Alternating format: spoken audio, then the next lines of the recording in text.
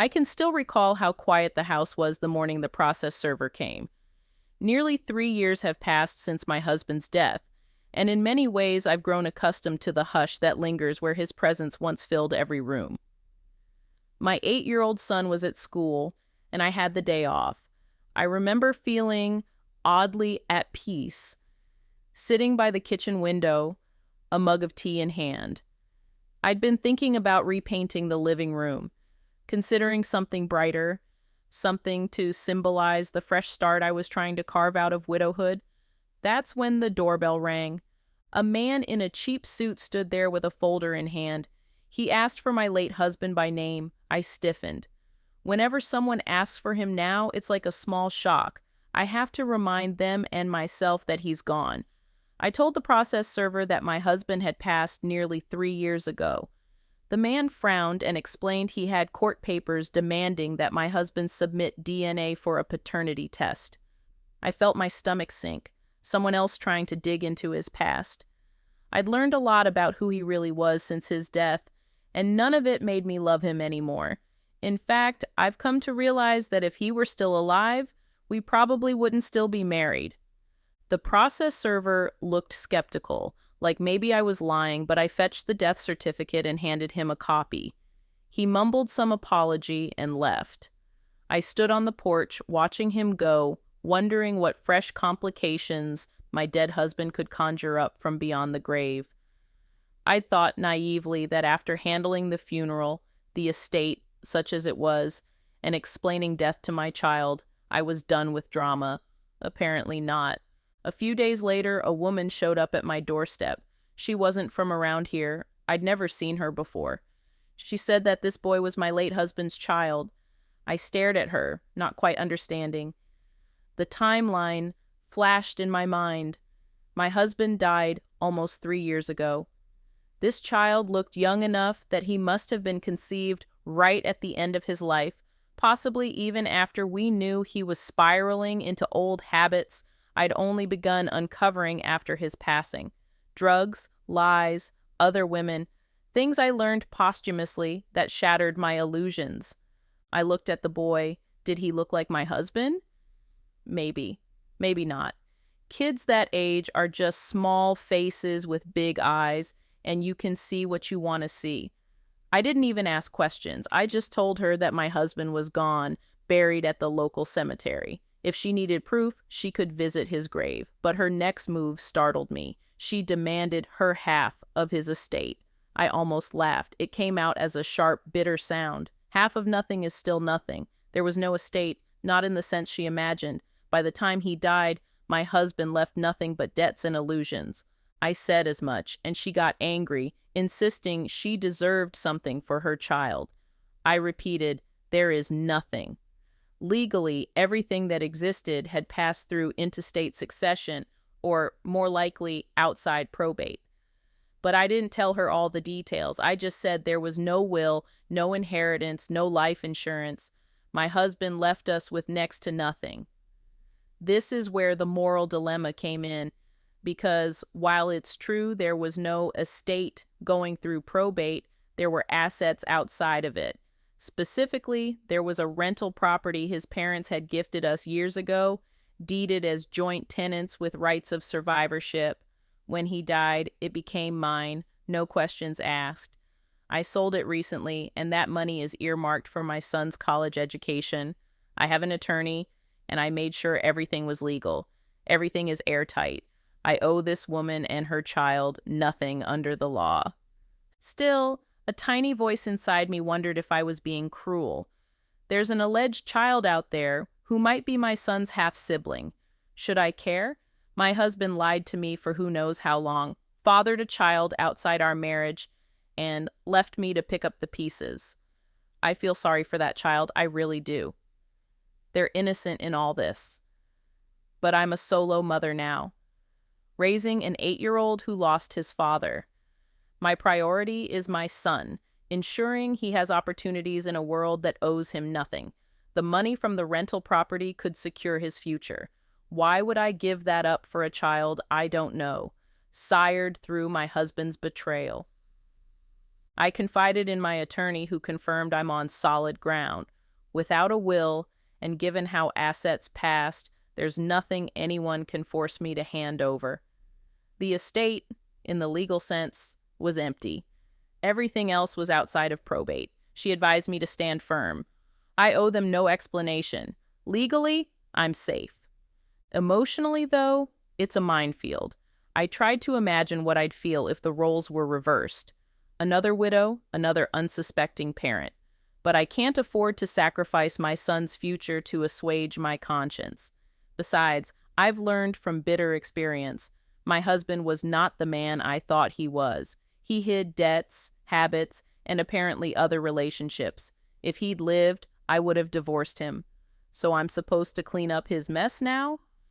Some days after that confrontation, I learned a bit more.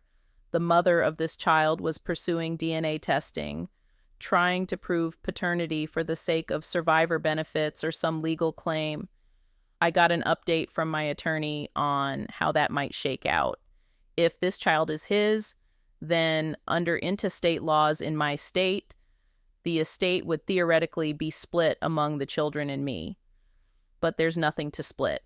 The first $50K would have gone to me, and then any remainder split among the kids.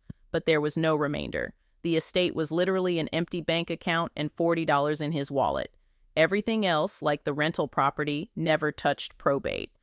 I learned well from my estate attorney, and even though my husband never bothered to make a will, the joint tenancy deed spared me probate headaches.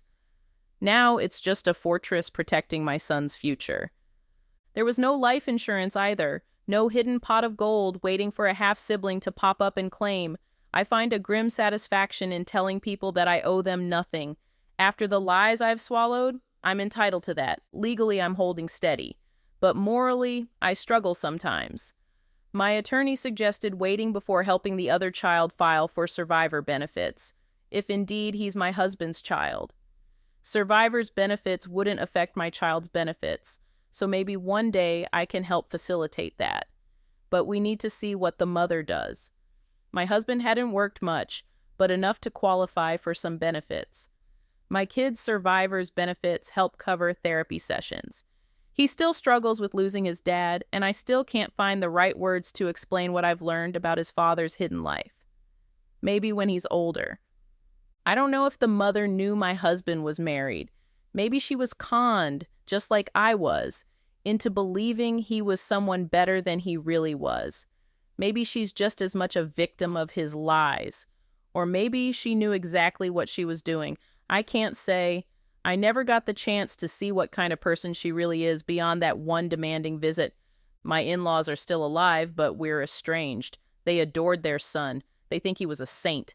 I've kept my mouth shut, never told them about the skeletons in his closet. Let them keep their illusions. Telling them about another grandchild out of wedlock would destroy whatever fragile peace remains. I doubt they'd want the truth anyway. Then, a few months later, I got more news. DNA tests confirmed that this child is indeed related. There's enough shared DNA to prove my in-laws are grandparents. There's no denying it now. The kid is my late husband's offspring. The mother's demands make sense in that light, but what can I do? Nothing. She would have no legal claim on assets I hold in my sole name through survivorship. But the twist? The child's mother doesn't have custody. She's entangled in a CPS case. It seems she shares my husband's taste for certain illicit substances. That's probably how they met. Two troubled people finding each other in a haze of addiction. Now the boy is in foster care, a victim of a story he didn't write. My in-laws were approached as a potential placement, but were deemed unsuitable. I was also approached, presumably. The caseworker might have floated the idea of me taking the child, but I refuse.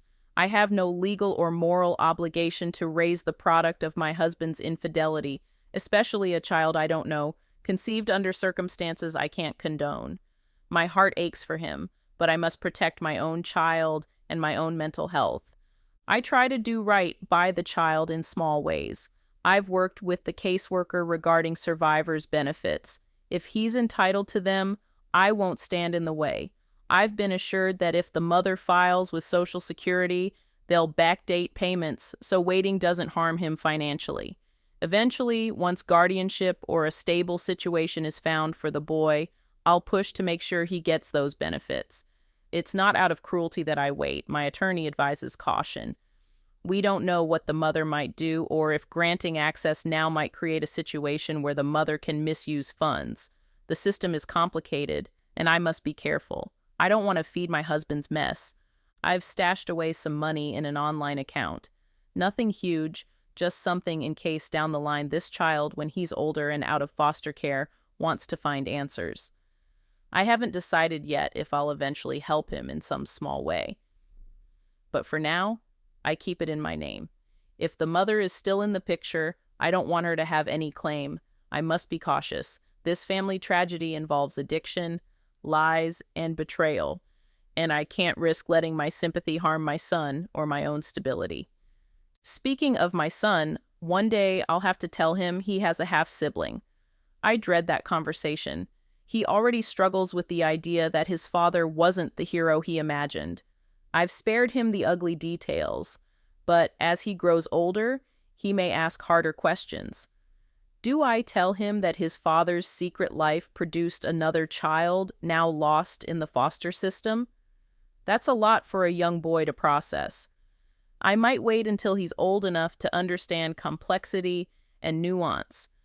Maybe in his late teens when he can handle the moral gray areas.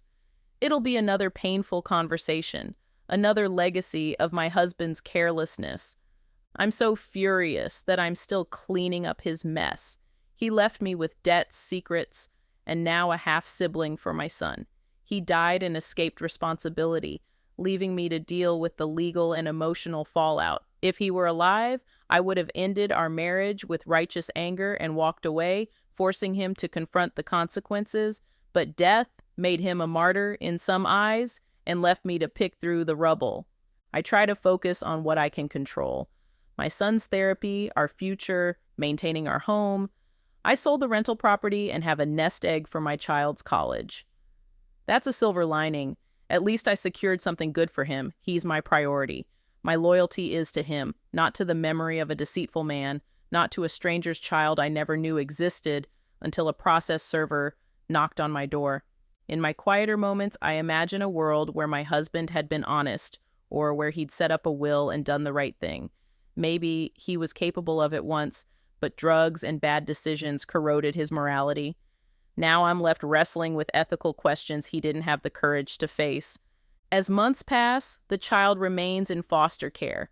The mother's rights might be terminated if she can't straighten out her life.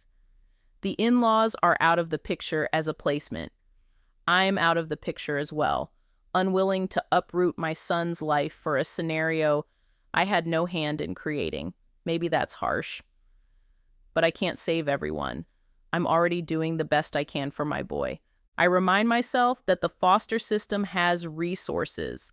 Maybe the child will find a good family who can love and support him. Maybe when he's older, if he learns about his paternal lineage, he'll reach out. If that happens, I hope I'll have healed enough to welcome a conversation. Maybe I can give him some stories of who his father was before the lies, or maybe I can apologize that I couldn't do more. But now, it's too raw, too precarious. I've learned to compartmentalize. I refuse to let guilt gnaw at me. My husband created this situation, not me. I'm dealing with the aftermath of his reckless life. Legally, I'm in the clear. Morally, I stand by my decisions. My child deserves security and a future. The other child is a tragedy, but not one I'm compelled to sacrifice for. I hope the survivor's benefits will help him, at least financially. But that's all I can do right now.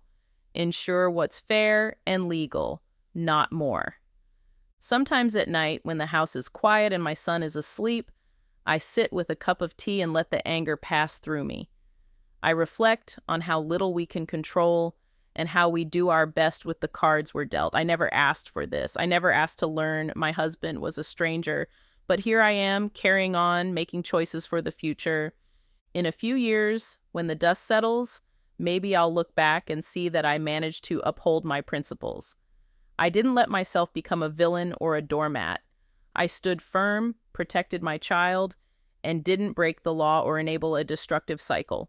If the other child finds stability, maybe I'll feel some relief. Until then, I carry on with my life, raising my son with honesty, love, and the hard-earned wisdom that people can hide monstrous secrets. I can't fix what's broken by a man who died too soon and too dishonest. I can only ensure my son's legacy is not defined by his father's failings. That's how I sleep at night, knowing I'm doing the best I can, and that's enough.